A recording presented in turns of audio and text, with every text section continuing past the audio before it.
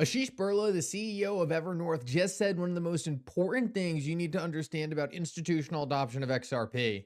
In this video, I want to break down exactly what he said because, guys, I think this is really going to make you understand exactly where the XRP ledger stands in comparison to every other blockchain out there, especially the ones getting a lot of hype right now, like the Canton Network.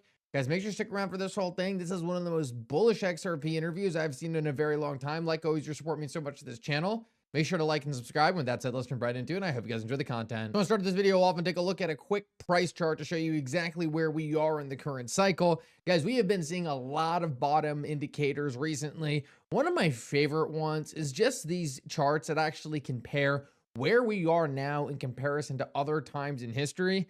Guys, this is the Bitcoin in percent supply profit chart. Kind of a mouthful, but take a look at this. We're actually looking at the most coins in history actually in the negative in terms of Bitcoin. This even beats out the Terra Luna FTX bottom and the bottom associated with C19. This is absolutely insane to see, especially with the fact that really things look more bullish than ever in comparison to the larger cryptocurrency market.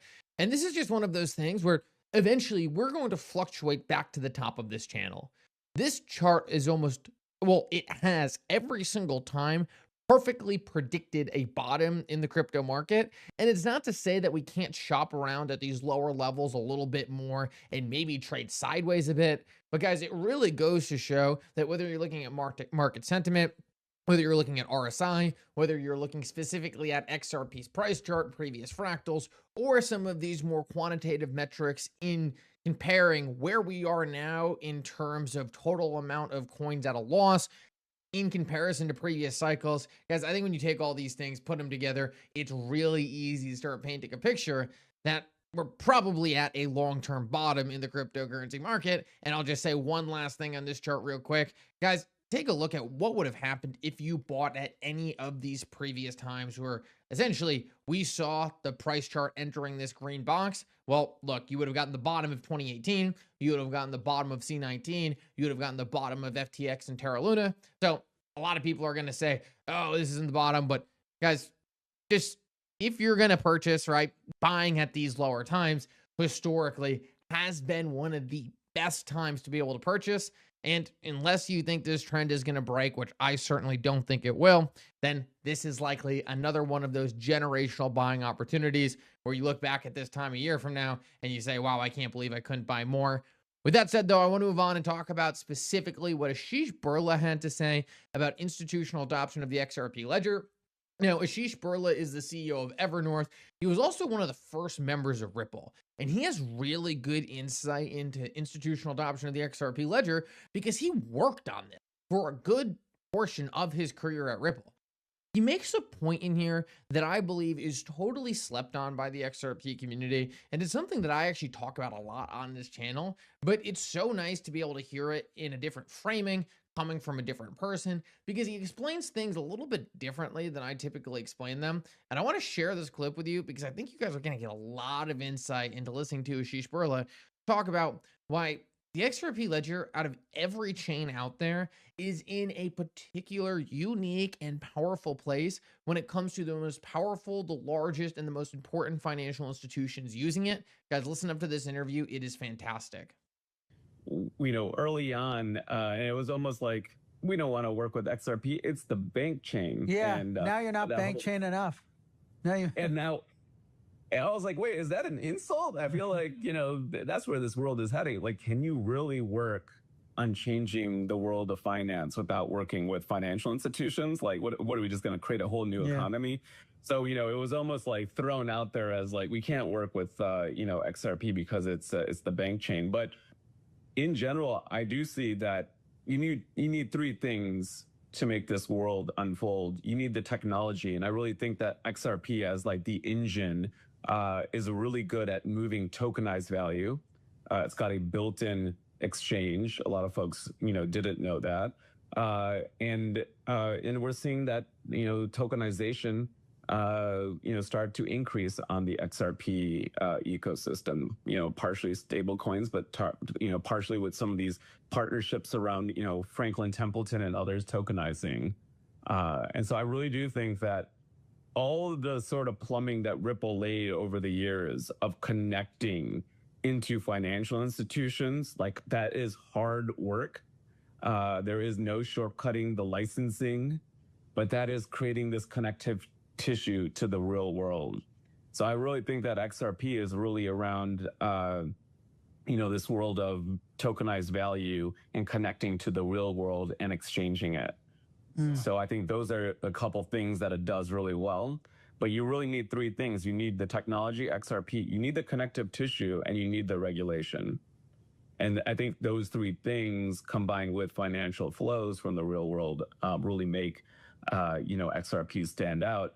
I think that Ethereum is great. I almost think of Ethereum though as the Bell Labs. I mean, a lot of great ideas, a lot of nuggets there, but did it really scale? And did it really have a concerted effort to work with financial institutions? I think it tried to do too much to too many people for too many different consumer groups and institutions. But I think it was a great starting place. And then you have Canton and today, Art from Circle. Yeah, of course. And I think that's big news. I think that's a very smart play. But you got to remember that it's more than technology. And I think crypto people get sort of caught up in it's just the technology. The technology is 25%. Connecting it to the real world is probably, another 50%. And then, having the right sort of regulatory firepower is the rest of it, and marketing around it as well. So, hey, listen, there's a lot. I think Canton is another one. Can you really recreate the world only working with the largest financial institutions? It seems like you need a mix of retail, you need a mix of serious developers, and then you need a mix of institutions. I think XRP is the only chain that has all those constituents. So one of the things that Ashish Burla says specifically there that I thought was so good was this idea around the connective tissue. I think the connective tissue is so important to realize because, like he said, Ethereum did this awesome job of creating this new economy or new financial system. But the problem was there was no interoperability with the system that has all the money in it, right? Crypto was this new rails, and then we have all the other assets in the world on the old rails, trillions and trillions of dollars, but there was no connective tissue, there was no bridges, there's no interoperability to get these trillions of dollars worth of assets from the old rails to the new rails, which was Ethereum. And Ethereum tried to do too much too fast. And ultimately, just like Ashish said, and something I talk about a lot on the channel, it kind of just became this development network where ideas went to try to get off the ground. But then if they got off the ground, they would just leave and go create their own network. So Ethereum was this really cool idea, but it was kind of trying to do too much at once and just kind of became a testing bed. Became a place for ideas to try something out, but ultimately, if they were successful, the infrastructure just wasn't good enough for things to stay there. That's why we're still yet to see Ethereum DeFi hit an all-time high, going all the way back till 2021. With that said, though, the XRP ledger has done things a little bit differently. Rather than hyper-focusing on building out every single application possible, what Ashish says there is so important, Ripple focused on getting licenses, building interoperability with financial institutions, creating connective tissue with the old system. What we know is that regardless of any chain's technology, its positioning, regardless of anything, very little assets from the old outdated rails, from the old financial system, have moved over to the new financial system. So it's not like the XRP ledger has missed out from not having all of Ethereum's customizability. Instead, though, while the rest of the cryptocurrency market was building out these crazy features that we don't know if will or won't be used, Ripple was focusing on that connective tissue, building rails, building interoperability, building partnerships with the old financial system. And what that is going to allow is for when these people are ready to actually come over. Because the rest of the cryptocurrency industry is going to be scrambling to build that connective tissue. But the truth is it's not something that happens fast. This is something that likely takes a decade to build out. Through understanding what these financial institutions need, things like DID, things like clawbacks, things that allow financial institutions to plug in and use this technology without building their own interfaces, things like Ripple Prime, things like G Treasury. What Ripple has done is built a suite for these financial institutions to take advantage of. And it wasn't always the sexy new thing going on in crypto, whether it was DeFi, meme coins, NFTs. Instead, it was things that these people were actually going to use.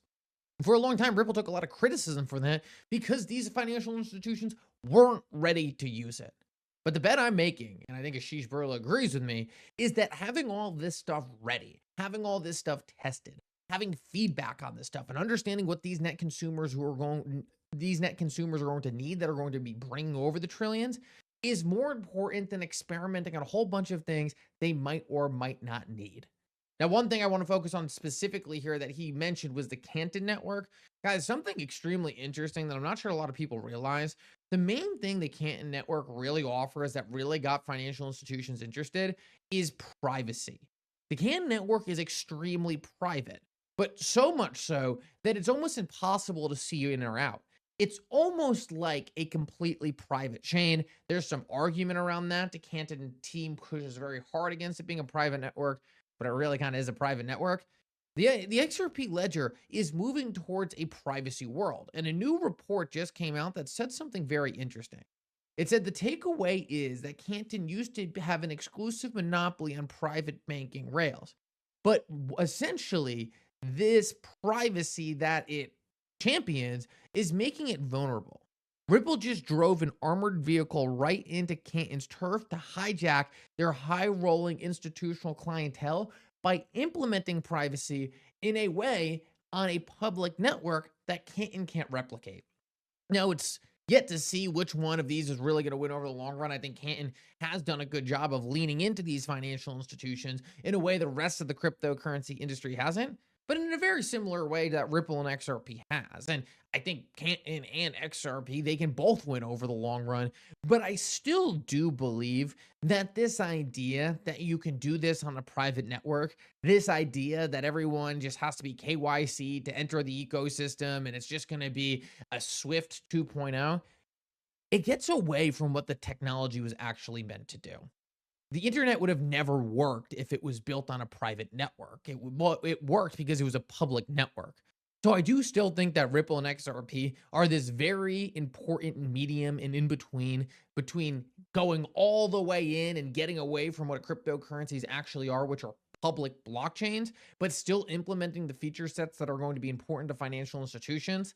Just wanted to share that note with you because I can easily make the argument that XRP is in a way better position, in my opinion, than something like an Ethereum or Solana or these very retail-focused, non-institutionally built blockchains. I think things like the Canton network are often harder to make a direct comparison against because we don't know a lot about it being a more privatized chain. But the truth is for the same reason why R3 Corda sort of fell off into the background and failed, all of JP Morgan's sort of private chains no one ever hears about. I think the same thing will ultimately happen in a way to Canton just because it doesn't have that public interoperability that makes blockchains so special. Thank you so much for coming. I hope you enjoyed this update. For now, Nickel out.